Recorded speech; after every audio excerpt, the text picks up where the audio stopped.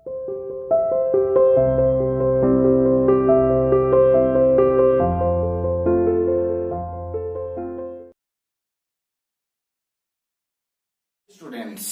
welcome to CR International School online classes.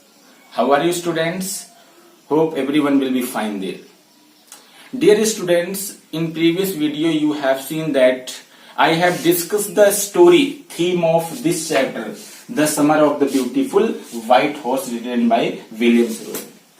So students, this is time that we have to start the main text of the chapter. So students, get ready for this and open the textbook, that is snapshots. So students, it is very necessary that you have to open the book snapshots, the very first chapter, that is The Summer of the Beautiful White Horse. So let's start it. This story is about two poor Armenian boys. जैसा कि बेटा मैंने आपको बताया था, ये कहानी दो अर्मेनियन बच्चों की है, who belong to a tribe, जो एक ऐसे कबीले से, एक ऐसी ट्राइब से संबंधित थे, whose hallmarks are trust and honesty, जिनकी आइडेंटिटी, जिनकी पहचान ईमानदारी और विश्वास है। इन्हीं दो बच्चों की कहानी है, देखिए। One day back there in the good old days, अच्छे खासे दिनों की बात है एक दिन, व्हेन आई वॉज 9, जब मैं 9 साल का था, and the world was full of every imaginable kind of magnificence, और ये संसार, ये दुनिया हर तरह की भव्यता, सुंदरता। छोटे बच्चे जो होते हैं बेटा, इमेजिन ज्यादा करते हैं, कल्पना करते हैं, एक समय ऐसा आएगा, हमारे घर पर ये होगा, हम ऐसे हो जाएंगे, बड़े आदमी होंगे। तो कुल मिला जुला करके ग्राउंड पर क्या हो रहा है, रियलिटी में क्या होगा, ये अलग बात है, लेकिन सोच करके संसार बहुत अच्छा दिखाई देता था। तो यहां पर भी वही बात कही जा रही है कि world was full of every imaginable kind of magnificence, हर तरह की भव्यता से भरपूर था। And life was still a delightful and mysterious dream, और ये जीवन जो था कैसा था बेटा, a delightful and mysterious dream, यह बहुत ही आनंदकारी और बहुत ही रहस्यमय एक सपने की तरह था।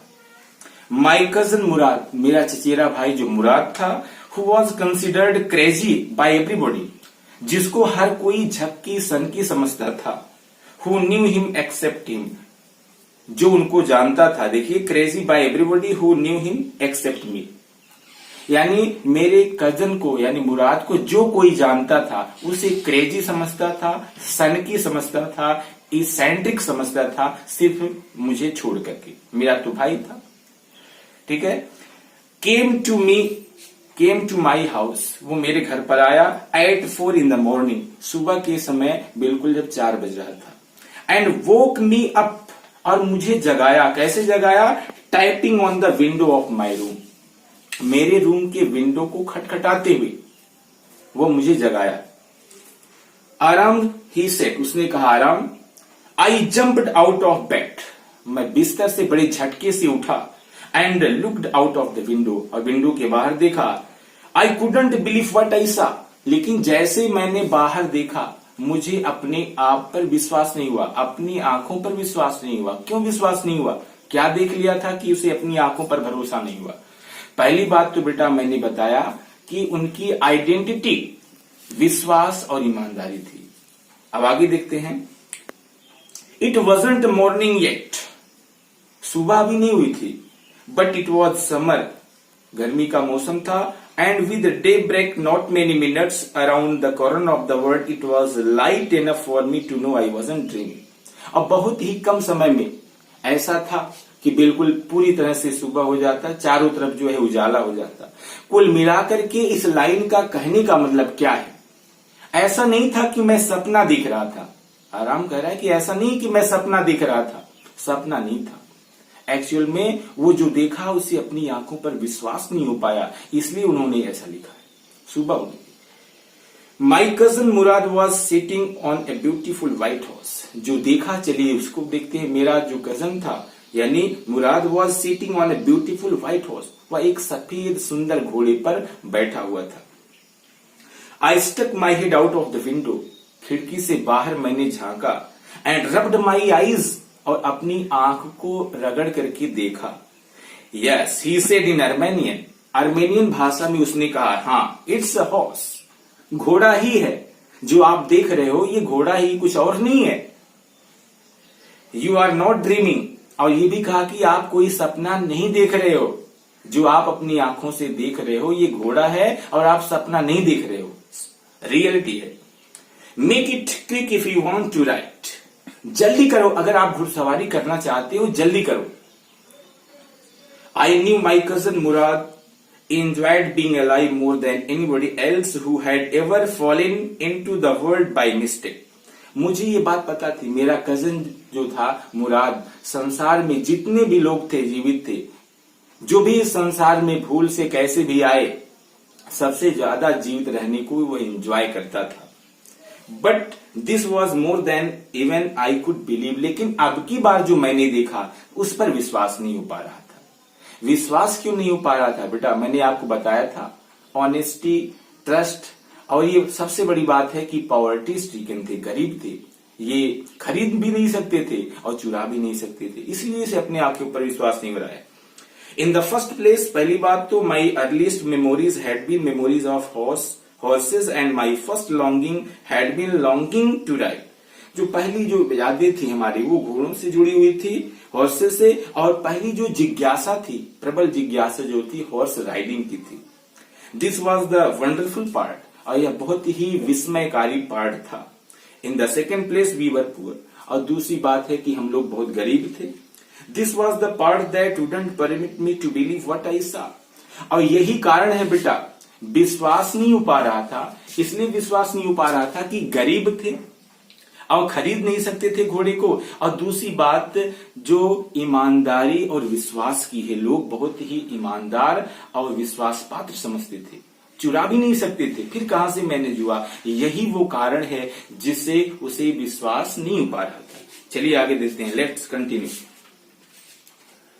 वी वर पुअर, हम गरीब थे। वी हैड नो मनी, हमारे पास पैसा नहीं था। Our whole tribe was poverty stricken, हमारा पूरा समुदाय, कबीला गरीबी से जूझ रहा था। Every branch of the Garoghlanian family was living in the most amazing and comical poverty in the world. Every part, देखिए हर branch, every branch of the Garoghlanian family, Garoghlanian परिवार का हर एक पार्ट, हर एक ब्रांच, हर एक शाखा was living in the most amazing and comical poverty, गरीबी से जूझ रहा था, गरीबी में रह रहा था इन द वर्ल्ड, इस संसार में। Nobody could understand, कोई समझ नहीं सकता था, where we ever got money enough to keep us with food in our bellies। कोई ये भी नहीं समझ पाता था कि हम अपने जो डेली रूटीन है, खाना पीना, करने का मतलब पेट भरने का काम कहां से होता है, ये भी कोई नहीं समझ पाता था। Not even the old man of the family, यहां तक कि घर के जो बुजुर्ग लोग होते थे, ओल्ड पर्सन, उनको भी नहीं पता था। मोस्ट इंपोर्टेंट ऑफ ऑल, सबसे बड़ी जो बात थी, though we were famous for our honesty, अपनी ईमानदारी के लिए जाने जाते थे। We had been famous for our honesty for something like 11 centuries, लगभग 11 सेंचुरी से हमारी ईमानदारी, ट्रस्ट जो है वेल नोन थी। Even when we had been the wealthiest family, यहां तक कि उस समय जब हम बहुत ही संपन्न परिवार हमारा हुआ करता था। In what we like to think, जैसा कि हम सोचते थे, वॉज द वर्ल्ड, जैसा कि संसार होता था, जैसा हम संसार के बारे में सोचते थे, कहने का मतलब जब बहुत धनवान हुआ करते थे। वी वर प्राउड फर्स्ट, स्वाभिमानी थे। ऑनेस्ट नेक्स्ट, इसके बाद ईमानदारी थी। And after that we believed in right and wrong, फिर सही और गलत में विश्वास करते थे।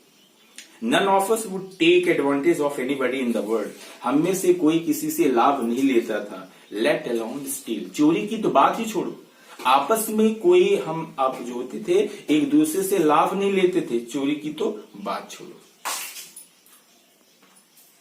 Students, consequently even though I could see the horse so magnificent, यद्यप मैं घोड़े को देख सकता था, इतना भव्य घोड़ा। Even though I could smell it, इसकी गंध को महसूस कर सकता था। सो लवली, इतनी प्यारी। Even though I could hear it breathing, सांस लेते हुए उसको महसूस कर सकता था। सो एक्साइटिंग, जो इतनी उत्तेजक थी। I couldn't believe the horse had anything to do with my cousin Mourad, लेकिन ये नहीं समझ में आ रहा था कि घोड़े का मेरे भाई कजन मुराद से क्या संबंध है, और with any of the other members और और फैमिली, या हमारे परिवार की किसी भी मेंबर से क्या संबंध है इसका। एस्लीप और अवेक, चाहे वो सोते हुए या जागते हुए। Because I knew my cousin Murad couldn't have bought the horse, क्योंकि मैं जानता था कि मेरा चचेरा भाई मुराद जो है इसको खरीद नहीं सकता। And if he couldn't have bought it he must have stolen it, और अगर इसको खरीदा नहीं है तो अवश्य ही घोड़े को इसने चुराया है। लेकिन चुराएगा कैसे? 11 सेंचुरीज पहले से उसकी आइडेंटिटी जो है क्या है बेटा? ऑनेस्टी एंड ट्रस्ट, विश्वास और ईमानदारी। तो कैसे चुरा सकता है?